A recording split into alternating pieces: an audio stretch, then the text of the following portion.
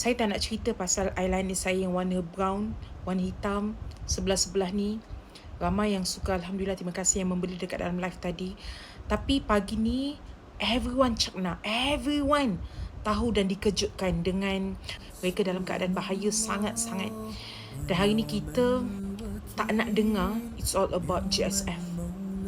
Sayang, kalau tanya apa yang kita boleh buat sekarang, pertama, doa, never stop. Kedua adalah cuba minta Allah tunjukkan jalan. Apa yang kita perlu bantu selain daripada doa adalah bagi dana.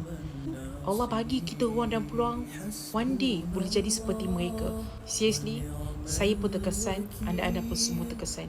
Tadi saya buat live kan, saya sebenarnya macam nak cakap kita cakap pasal GSF, kita cakap GSF, dan saya tahu saya mengganggu saya punya niche bila saya cakap pasal tu. Saya tahu saya akan mengganggu, padahal saya tahu saya ada ads. Saya tak boleh move. Rasa kemanusiaan, kita tak suka dengan apa yang berlaku. Sematkan dalam diri kita, insyaAllah kita boleh bantu mereka. Hasbunallah wa ni'mal wakil.